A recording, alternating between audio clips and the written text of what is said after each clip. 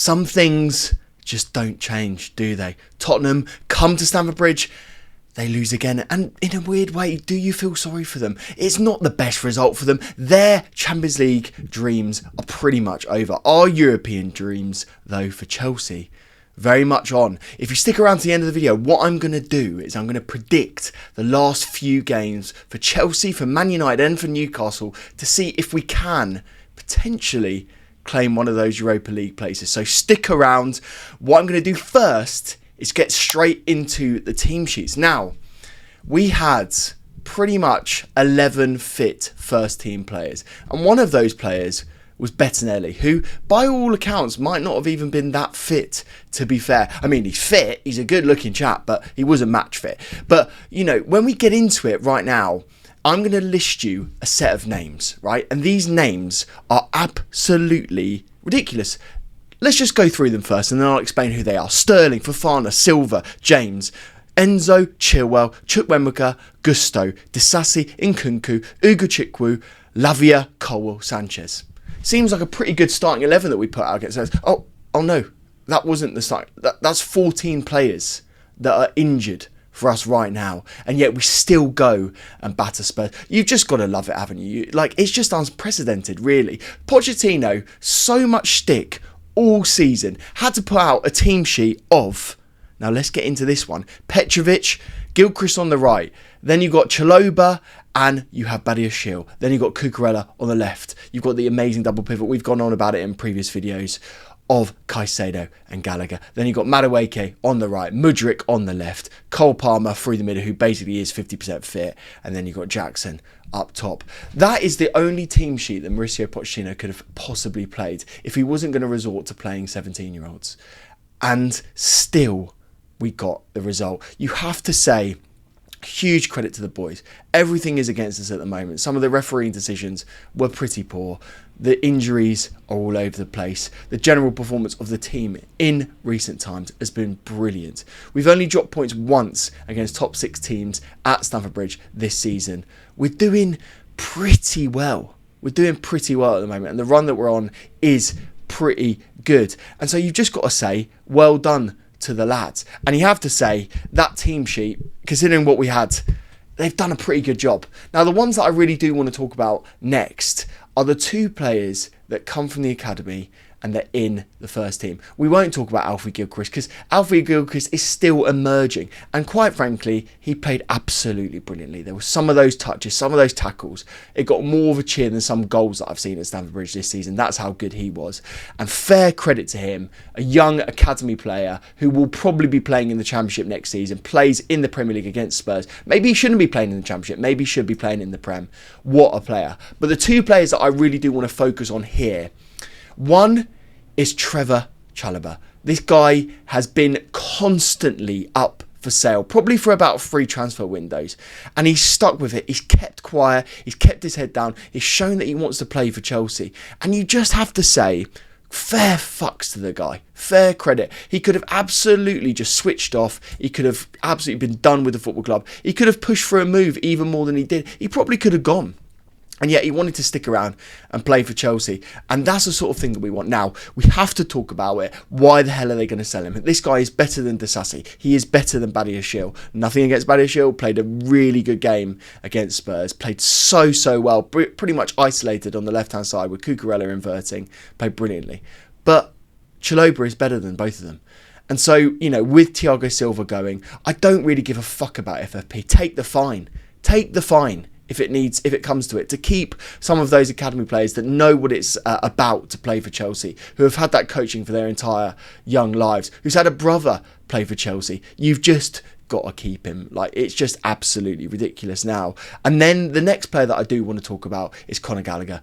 This guy had a banner before the game. It was a beautiful banner. It had so much controversy before the game about whether it was just and fair and right to do so and produce this banner. And fair play to all of the geezers involved in the Shed campaign. You guys are legends. I love what you've done there, and I love that you produced that banner, and we should be doing it more for our own academy players.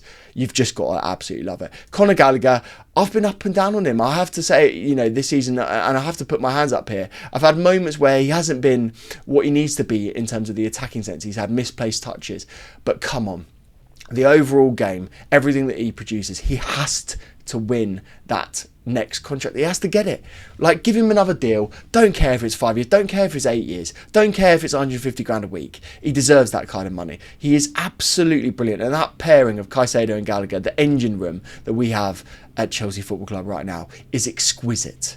It's beautiful. And then you look at the chance creation that he's done. He's had more chances created than McAllister, than Havertz, than KDB this season. KDB's missed a lot of football, but who cares? Don't worry about the detail of it. Conor Gallagher has created more chances than all of them. And that's not even really the best thing that he does. The best thing that he does is get around the pitch, make tackles, make blocks, make interceptions, like small passes. And yet he's still creating all those chances. Overall, what you have to say, right, is that these boys should not be sold. And if you do, you rip out the heart of the team. And they're just outperforming so many other players right now. I absolutely love to see it. They've been, Connor especially, been pretty much never present this season. When Trevor's been back, he's been brilliant, barely out of the team as well. And he should be starting pretty much every game. Really interested to see what you guys think. Are you open to selling those guys if it means that we cash in and get some other players this summer? Or would you keep them? Really interested to know what you think in the comments. Next thing I want to talk about is Mauricio Pochettino. We talked about it loads on this channel. But what I want to focus on in particular, not just his amazing performance, not just the way he set up the team, not just about the tactical innovations of Karella, who we will get onto very shortly, but it's about man and management. Let's take the example of Noni Madueke, who I thought had an excellent game. And I have to say, he is probably one of our best wingers right now, if not the best winger that we have at the football club on form. You have to say that this is an unbelievable form of man management from Mauricio Pochettino. Remember this, let's go back in time slightly. Noni Madueke was disciplined for going to a nightclub straight after a game, I believe it was, right? And there was so much stick around this player. There was so much instability around him. We didn't know whether he had the mentality to play for Chelsea at the top level. We didn't know if he was all there, whether he really wanted it. And you see the penalty incident. That was the next thing that sort of came up as well. The penalty incident where he tried to rip the ball off Cole Palmer, our best penalty taker, argues with Jackson. But overall, you have to say Mauricio Pochettino has done an amazing job with him. He's got him hungry, fighting, trying to win tackles. There was a moment that we saw, and obviously this is very difficult to see on TV, so, I was very lucky to be at the ground where I saw this, where he's actually beckoning Brennan Johnson to attack him. He's actually saying, physically, sort of doing a sort of come here movement to him, where he's saying, come on, attack me, see if you could beat me, 1v1 moments. And he didn't get around him. And you have to say, there was a tactical moment in there where Noni had to sort of fill in. He's got an academy player in Josh behind him, and he still is so solid, protecting a 17-year-old kid, who, by the way, looked really good as well. But you have to say, Noni Madueke, one of his better performances, he was beating players outside, inside, he had people in knots. It was a really good performance, and he was unlucky not to get some assists, really, if you look at the phase of the game. There was one in particular where he cuts inside, passes it to Mudryk, and Mudryk just puts it over. Those two, Mudryk isn't necessarily firing on all cylinders at the moment, and I have to put my hands out there and say that he isn't. He's missing some pretty easy chances, but also he's doing very good moments, and so that's the duality of Mudryk. But you have to say, Noni Madueke, what a performance. And again, Mauricio Pochettino, is that probably his best asset that he can bring to the football club right now, the man management, the way that he brings through young players? That's actually why the appointment makes sense, and that's probably why we should keep him, if we're being honest. Another one that I need to talk about is Marc Cucurella. We were so unsure of this guy. He comes in for a crazy amount of money, another Brighton player that we brought into the football club. We weren't sure whether he was going to be able to do it, whether he was going to be able to make it at Chelsea, and I think he's proved us all wrong. He's come back off a pretty serious injury, a break of the ankle, I believe it was, and still gets in the team week in, week out, playing immensely well. Has to get used to a new tactical role in the inverted fullback, and he looks absolutely brilliant. He's done so well in the midfield, and I do think that we're going to see more and more of this tactical element in Chelsea's play. We're going to see more and more of it. You look at how open it leaves us at the left back, but then you've got Badiashile and his pace to be able to cover it. It doesn't really look like a big deal. Conor Gallagher was also filling in there because basically he's all over the pitch. Marc Cucurella, so good. 9 out of 9 duels won in that game, 100% record. 4 out of 4 tackles won in that game, 100% record again. You've just got to say he was brilliant. And he won't get any credit for this. And it was looked at VAR for 100 times and we won't even get onto VAR. It's an absolute joke. I can't wait for it to be gone.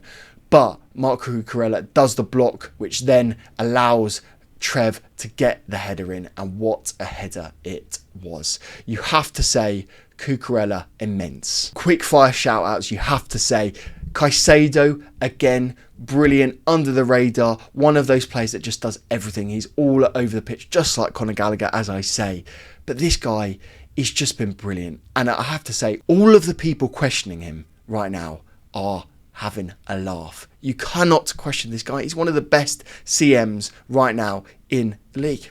There, said it. And then I've already called him out very quickly, but Josh, the guy that comes in at right back, 17-year-old academy kid, my namesake, I absolutely love him purely just for that. But to be honest with you, I've been hearing quite a lot about this guy. You know, you see the results that he's been doing for the under-18s. You've seen how good he's also been for the England young categories as well. You know, the under-18s and the under-17s and the under-16s. He's all represented them. He looks really good. He looks strong. He looks big. He looks able to sort of get up and down the pitch. He got 4 successful blocks as well in the game in the last minutes where he has to come on for Alpha Gilchrist, who had basically given everything, who had lost his hamstrings at that point. And this guy looked absolutely brilliant. You know, we've got a team of young players on the bench pretty much that are setting it on fire, to be fair, in the age groups. And they're being really good. And you have to say, the academy is still producing very, very good players. I'm really excited to see more of Josh, to be honest with you, because he looks brilliant. And I promised that I would end this video with an interesting topic, which was, will we get into the European places? It's looked so precarious for quite a long time. It's looked pretty much that it was over, to be honest with you. And the fact that English teams have bottled it, yes, bottled it, again, in the Champions League. Arsenal doing us no favours. City doing us no favours at all. United, they've been out for absolutely ages, it seems like. Liverpool, out. You know, who's even left in? Villa, 4-2 loss last night. Still not really good enough, is it?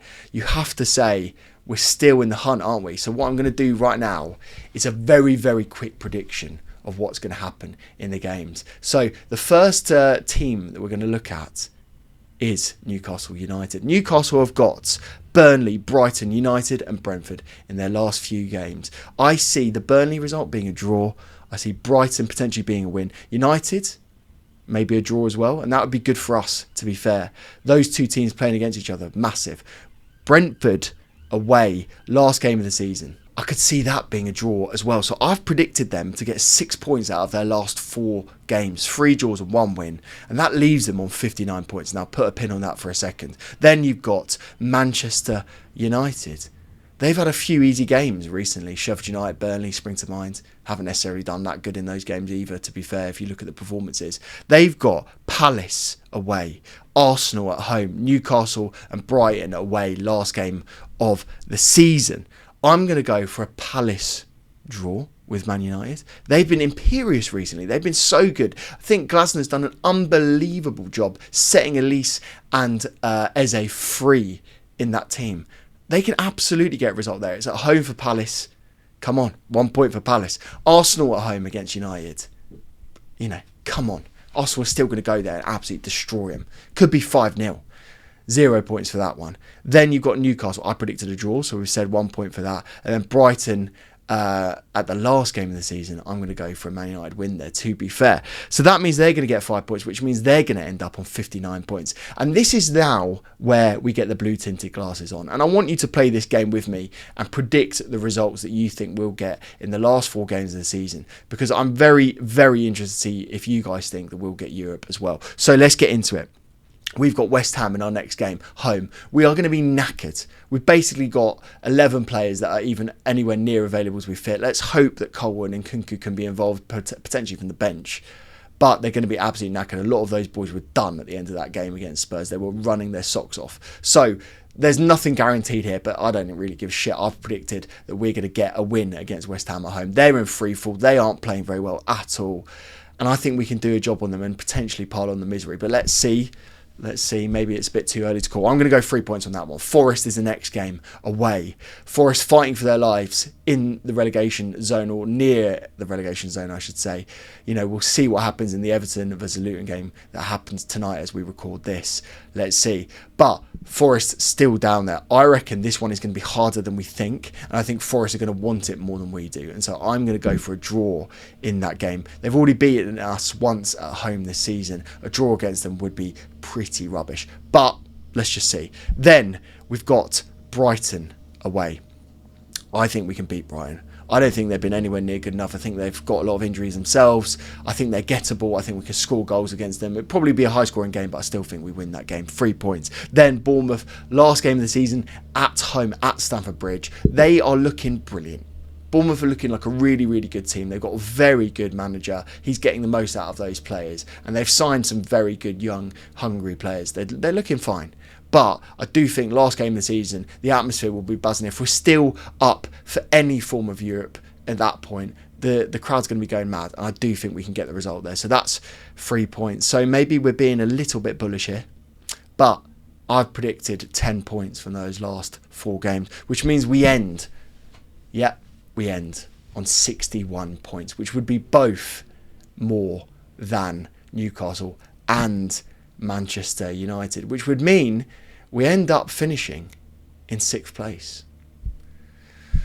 Not bad, really, is it? Not bad at all. And if we can do that, you've got to say that's a relatively good season. You know, I think that's possible. I absolutely do. So let me know in the comments whether you think it's possible as well. Thank you so much for watching. If you've got this far, do check out SofaScore. That's where I get all of my stats. There will be a link in the description. And if you want to support me, you can check out Aveste, the home of independent streetwear. I've got loads of clothes on there that you are going to absolutely love. So go and check that out. Thank you so much for watching. And I'll see you after the West Ham game on Sunday.